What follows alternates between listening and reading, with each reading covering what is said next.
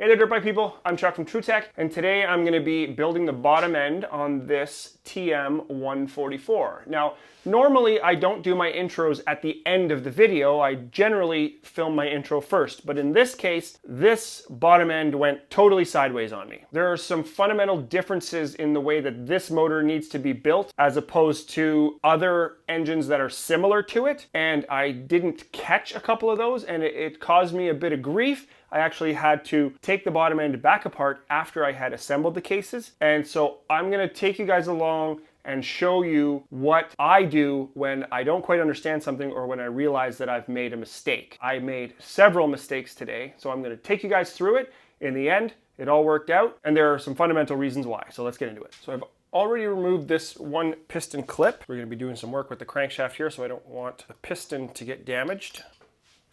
Get rid of this bearing. No issues evident with the reeds. Get rid of this little snap ring here. Got a washer, a bearing, and then another washer back here. This looks quite familiar. That is very common there. We've got springs and little caps, and then these little paddles. I don't want to take that apart because they're a pain. There's a washer back here. That looks like it's about it.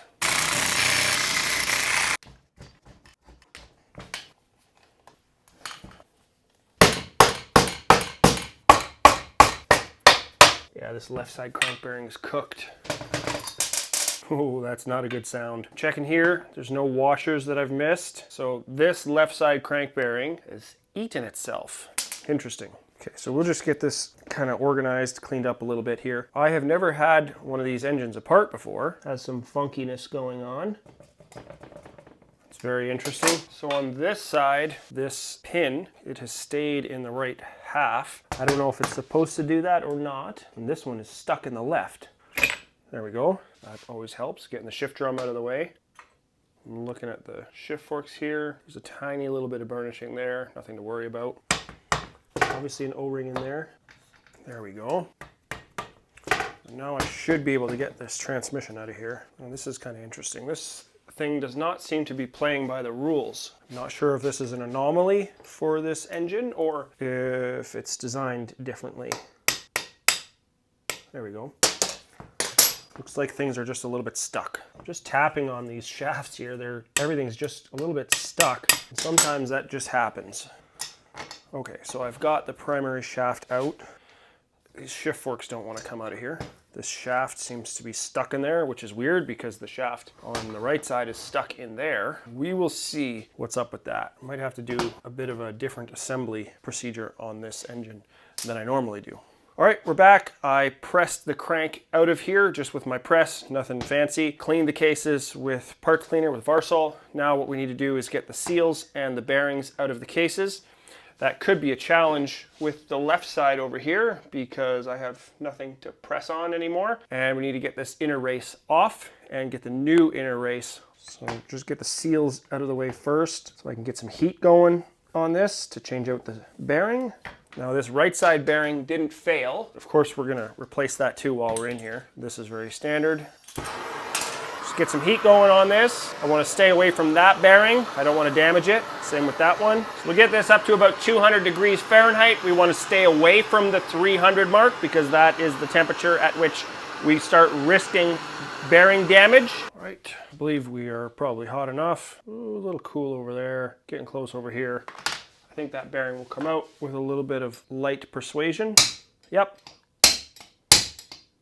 Comes out very easily. Now I've got the new bearing here. There we go. I'm gonna get some two-stroke oil in there right away. That can be put aside. Now with this one, so we're gonna get rid of this crank seal here. Now we're gonna have to get a bunch of heat into that because we don't have the ability to really hit it from this side. While I'm doing this, I'm going to pull out these seals. We're getting there. What I'm hoping is that I'll get this warm enough and that bearing will just fall out of there so I don't actually have to physically hit it. And that does often happen. All right, things are getting pretty toasty. That's about as hot as I want to see this thing. A little over the 200 mark there in most places. I can just reach in there and get at that outer race. Oh yeah, there we go.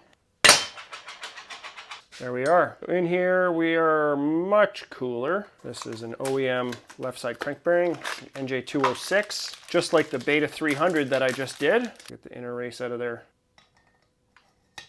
There we are. All right, that is good enough. I'm just gonna put that aside and let it cool off for a while, and then we'll get at the inner race. Now, the inner race of this bearing is stuck to that crank. This is actually a KTM tool, 584-29037-037.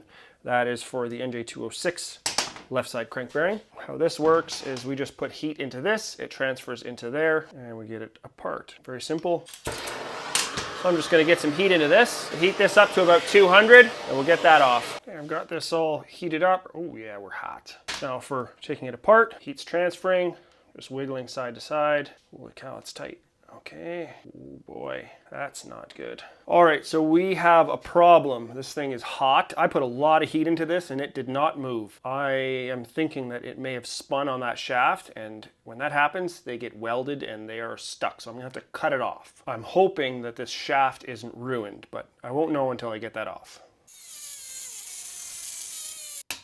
All right, well, that was easy. So I just loosened off the tension. Oh yeah. Okay, all right, so that's cooled off. Basically, I just cut a slot into it, and then I used this chisel as a wedge to split that apart, and this is very brittle, so it just broke apart and removed the tension on it, and there is no welding in there. It turns out it was just super tight, so no problem. Now this crank is warm to the touch, so I'm gonna stick it in a bag and go throw it in the snow for a few minutes. Back, picked it up back out of the snow. It is cooled off. Want to make sure I have it on the right side. We're just over 200 Fahrenheit on this thing. Oh, this. There we go. Just like that. So simple when everything is done exactly right. I'm gonna go put this someplace where I don't touch it. Now we're gonna come back to the right side here, and I'm gonna warm up this bearing, and we will drop the crank in because the crank is interference fit inside this right side bearing. Now I don't use a flame for this because it's too easy to overheat that bearing in little spots and it'll turn blue. I'm thinking that's gonna be about right. Let's try it. Yeah, just like that. Now, like I mentioned, I have never done one of these transmissions before, and it's strange to me that these pins did not come out, but we will see what happens. I'm just gonna work through it logically, and you guys can watch. What you're gonna see from here forward is the wrong way to do it. I missed a couple of things. I should have been more thorough with checking the pins that hold the shift forks in place. It wasn't quite making sense to me, and instead of digging deeper into why not, or maybe checking the manual, I went ahead to try and save some time, and it ended up not saving me time, and I had to do it twice. So what you're gonna see in the next little bit here is the wrong way to do it, and then I'll back up and show you the right way to do it. I don't want to edit this out because this is bound to happen sometimes when you're building an engine, and I want to show you guys the process that I go through when I miss something, or when I don't understand something, or when I have to retrace my steps and take a second run at it. The most important thing to do is not get frustrated. If you get frustrated, ultimately it's important to understand that it's just a disappointment in myself, and that I haven't figured out the right way to do it. It's my problem. It's not the engine's problem, and it's not the engineer's problem. It's not the designer's problem. It is a me problem. And that's a super important part of fixing things competently, properly, and efficiently. Reining yourself in, getting yourself under control, and reevaluating and figuring out what the logical next step is. So that's what you're going to see in this video. I'll just kind of work through it logically, and it looks to me like it would be easiest to start with this side. The way that I took it apart, this should go into here this way. Now it looks to me like these are identical. 33314, 33314. Okay, so those will be identical. So I'm going to put these shift forks onto that shaft. There might be a different way of doing this, but like I say, I'm just going to kind of do it the way that it makes sense to me. There we go. Not so bad. Now, shift drum. I'm just putting the bottom shift fork into the bottom groove of the shift drum and the top one into the top. Now this should go into the middle groove, and then when I put it together, this pin should go through that hole. And that seems kind of like the silly part of this whole thing. Doesn't make sense why it would be designed that way. It should be doable. These cases are glued. There's no gasket.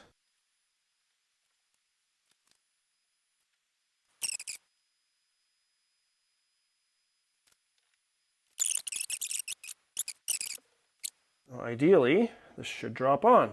I'm gonna pay extra attention to that transmission thing there. Oh, and now that shift fork popped out of place. So I'm just kind of wiggling this around, moving things. Oh, that shift fork is out of place again. Quite an annoying design.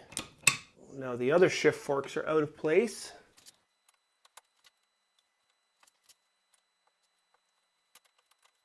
Okay, now they're all in place. I can do this without pinching my fingers. Just kind of holding everything together. Moved again. It's stuck on this shaft.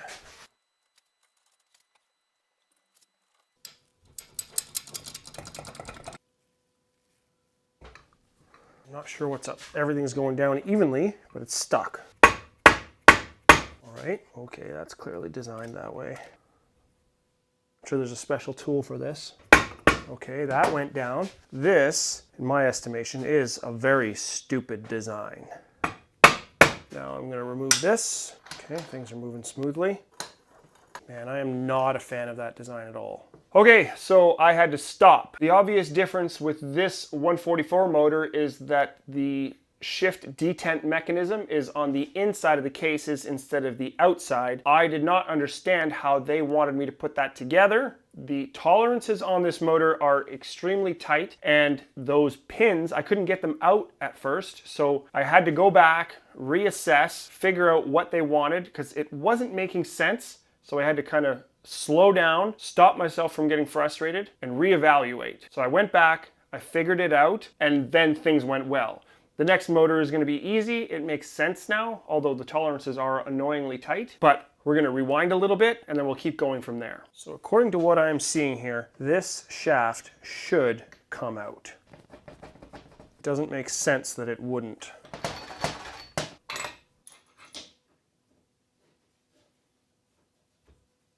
Aha, got it.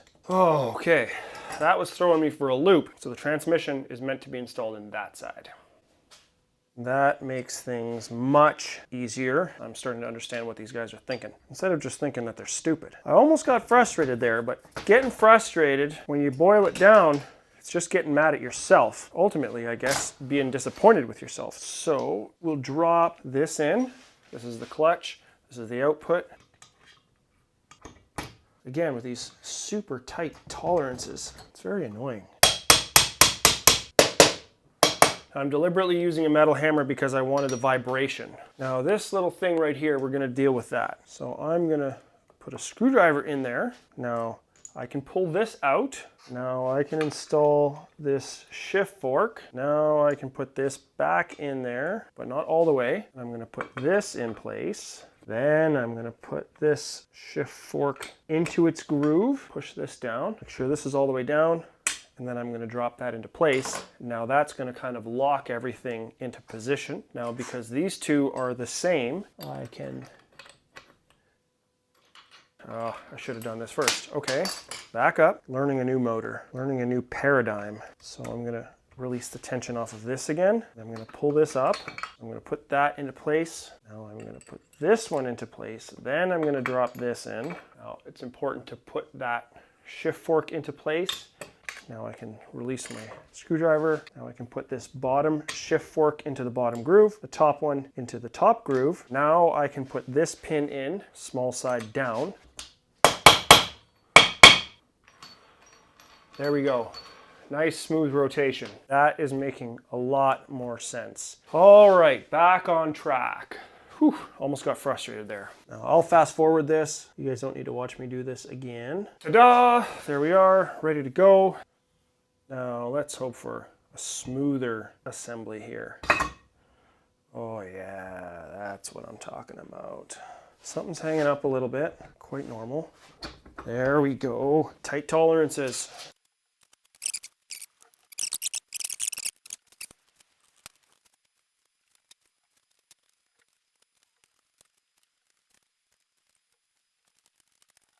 All right, we're moving nice and free here. I'm gonna put a bunch of 2-stroke oil down in that hole. I'm gonna lubricate the connecting rod directly and that hole as well. Now we're gonna make sure that we're shifting properly. Got my fancy little mechanism here. Again, there's just a spring and a cap and those little paddles. I already know that you want to put this in at the same time. And this is what ultimately screwed me up before. This piece wouldn't fit, and it was because this shaft was pushed up. Now that fits perfectly.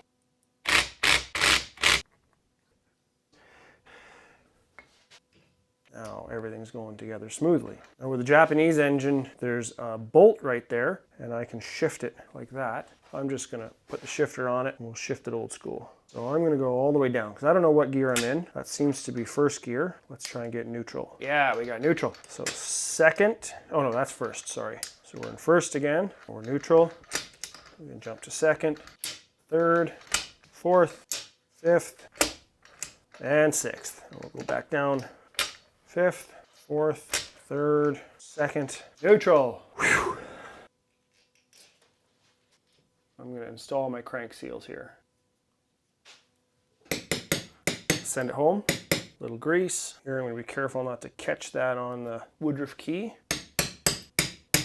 Might as well do this one. And the shift seal. Careful, don't cut it on that snap ring groove. There we go. Might as well do that O-ring and this collar as well. All right, I'm gonna stop. All right, so that's the bottom end. I'll do a separate video on the right-hand side, maybe a separate one for the top end as well, we'll see. But that's enough for now anyway. I'm actually gonna call it a day. I'm gonna stop and gonna reset for tomorrow because that was one of those learning bottom ends and I'm better off if I come back to it tomorrow. It's about 4:30 anyway. So thanks a lot guys for watching. If you want to see more content from me, you know how to get it. I'm on Instagram too. I post almost daily. If you want even more of what I have to offer, you can check out my TrueTech community. It's $7 a month. Courses, active community, and that's really the only place where I'm going to respond to DMs. I'll have a link in the description for that as well. Thanks a lot for watching.